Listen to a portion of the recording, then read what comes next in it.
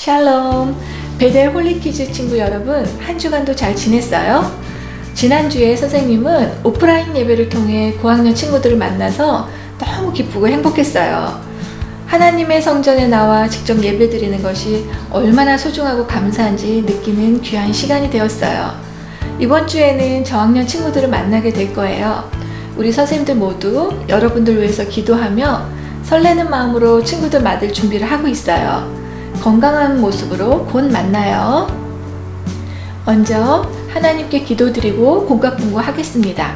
자, 여러분 눈을 감고 두 손을 모으고 하나님께 마음을 다해서 기도드리겠습니다. 사랑의 하나님, 우리 친구들을 한 주간도 건강하게 지켜주셔서 감사합니다. 이 시간 하나님 말씀을 공부하려 합니다. 우리 친구들 말씀을 통해 예수님처럼 지혜가 커지게 해주세요. 각 가정에서 기도하는 주일학교 친구들 한 사람 한 사람을 기억해 주시고 축복해 주세요. 예수님의 이름으로 기도드렸습니다. 아멘. 오늘은 4월 셋째 주 베드로를 따라가요 라는 주제로 공각 공부하겠습니다. 오늘 배울 성경 말씀은 사도행전 4장 13절부터 22절 말씀입니다. 여러분들 함께 성경을 찾아보세요. 다 찾으셨나요? 찾은 말씀을 함께 읽어보도록 하겠습니다. 공의회 의원들은 베드로와 요한이 교육을 받지 못한 평범한 사람인 줄을 알고 있었는데 이렇게 담대하게 말하는 것을 보고 놀랐습니다. 그제서야 비로소 그들은 베드로와 요한이 예수님과 함께 있던 사람이라는 것을 알게 되었습니다. 그들은 태어날 때부터 걷지 못하던 사람들이었다가 지금은 나은 사람이 베드로와 요한 곁에 서 있는 것을 보고는 더 이상 아무것도 물을 수가 없었습니다. 그래서 그들은 베드로와 요한에게 공의회에 나아가 있으라고 한 뒤에 서로 의논하였습니다. 이 사람들을 어떻게 하면 좋겠소? 예루살렘에 사는 사람이라면 누구나 이들의 큰 표적을 행한 것을 알고 있소. 그리고 우리도 그것을 부인할 수 없소. 하지만 이 일이 사람들 사이에 더 이상 퍼지지 않게 하기 위해서라도 앞으로는 예수님 이름으로 아무것도 말하지 말라고 그들에게 권고해 두는 것이 좋을 듯하오. 그래서 그들은 베드로와 요한을 다시 불러 절대로 예수님의 이름으로 말하지 말고 가르치지도 말라고 경고했습니다. 그러나 베드로와 요한은 이렇게 대답했습니다. 우리가 하나님의 말씀을 듣는 것과 여러분의 말을 듣는 것 중에 하나님께서 보시기에 어느 것이 더 옳은 것인지 한번 판단해 보십시오. 우리는 우리가 보고 들은 것을 말하지 않을 수가 없습니다. 조금 전에 일어난 일을 본 사람들이 하나님을 찬양하고 있었기 때문에 유대 통치자들은 두 사람을 어떻게 처벌해야 할지 결정할 수가 없었습니다. 그래서 그들은 몇 마디 경고만 더하고 사도들을 놓아주었습니다. 이 기적으로 병이 나은 사람은 40살이 넘은 사람이었습니다. 사도행전 4장 13절에서 22절 말씀. 아멘. 아이스 브레이크. 가장 창피했던 순간은 언제인가요? 여러분들은 가장 창피했던 순간이 언제였어요? 아마 사람마다 다 다를 것 같아요. 다른 사람들은 아무렇지도 않은데 자신만 부끄러운 적이 있을 수도 있어요. 학교에서 발표를 하다 실수를 했다든지 아니면 지나가다가 넘어져서 너무 창피했던 기억도 있을 것 같아요. 오늘 우리가 배울 베드로도 그런 실수를 했었어요. 예수님이 십자가에 계셨을 때 예수님을 부인하고 너무나 부끄러운 삶을 살았던 베드로였는데 나중에 베드로가 예수님의 부활을 보고 담대한 사람으로 변화되었어요. 여러분들 우리도 실수할 수 있지만 여러분은 그 실수가 도리어 여러분을 하나님께 가까이 하는 그런 기회가 될 수도 있어요.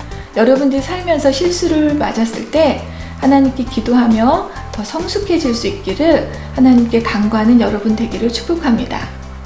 Listen. 말씀 챈트를 적어놓은 퍼즐 조각이 흩어져 있어요. 조각을 맞춰 말씀 챈트를 완성해 보세요.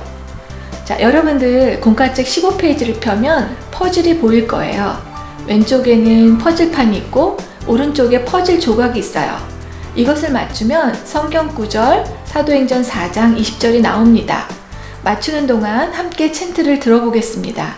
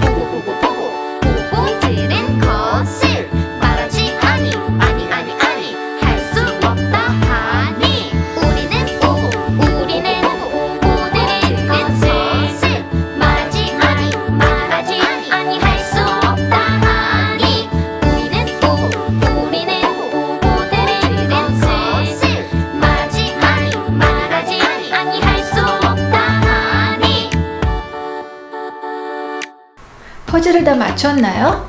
맞췄으면 선생님과 함께 읽어보도록 하겠습니다. 우리는 보고 들은 것을 말하지 아니할 수 없다 하니. 사도행전 4장 20절 말씀. 아멘. 성경 속 한자를 따라 쓰며 익혀보세요. 오늘 선생님과 배울 한자는 증인입니다. 증인은 증거 증, 사람 인으로 구성된 글자입니다. 증인은 어떤 사실을 증명하는 사람을 뜻해요. 우리는 하나님의 자녀입니다. 우리를 구원해 주신 예수님을 세상 사람들에게 담대히 전하는 증인이 되어야 합니다. Knowledge Step 1. 큐카드의 질문에 답해 보세요. 첫 번째 문제입니다. 구약 시대에 하나님께 제사 드리기 위해 특별히 구별된 직분은 무엇일까요? 두 번째 문제는 OX 문제입니다. 맞으면 O, 틀리면 X를 해주세요. 베드로는 가말리엘 출신의 율법 학자였다. 마지막 문제입니다. 베드로의 친형제는 누구인가요? 1번 요한, 2번 안드레, 3번 마태. 위의 문제의 정답을 담임선생님 단톡방에 올려주세요. 지금까지 한 번도 큐카드 질문에 답을 올리지 않은 친구들이 있는 것 같아요. 이번 주에는 더 많은 친구들이 큐카드에 참여하기 바랍니다. 스텝 2. 첫 번째 질문입니다. 공회에서 베드로가 두려움 없이 담대하게 복음을 전할 수 있었던 이유는 무엇일까요? 베드로의 직업은 무엇이었나요? 베드로는 학문을 많이 공부한 사람도 아니었고 성경을 연구하는 율법 학자도 아니었어요. 여러분들이 잘 아는 것처럼 베드로는 고기를 낚는 어부였어요. 그런 베드로가 복음을 담대히 전할 수 있었던 것은 예수님의 죽음과 부활을 직접 목격한 증인이었기 때문이에요. 예수님께서 십자가에서 달리셨을 때 예수님을 3번씩 부인하고 도망쳤던 베드로였지만 부활하신 예수님을 만난 후에는 변화되어 죽음을 두려워하지 않고 담대하게 복음을 전하는 증인이 되었어요. 두 번째 질문입니다. 공회의 관리들은 베드로와 요한을 왜 풀어주었나요? 베드로와 요한이 복음을 선포하며 이적을 행하고 병든 자들을 낫게 하자 공회 사람들은 당황했어요. 왜냐하면 베드로와 요한이 행하는 표적과 복음이 하나님의 말씀임을 증명하는 것이기 때문에 사람들에게 퍼져나가는 것을 원치 않았던 공회 사람들은 베드로와 요한을 공회에 세웠어요. 그러나 많은 사람들이 기적을 보았고 하나님께 영광을 돌렸기 때문에 그들을 풀어줄 수밖에 없었어요. Smart Execute. 증인 선서문을 작성하며 예수님의 부활의 증인으로 살아갈 것을 다짐해 보세요. 이름과 사인 그리고 생년월일을 적은 후 증인 선서문을 낭독하는 모습을 스마트폰으로 촬영해 보세요.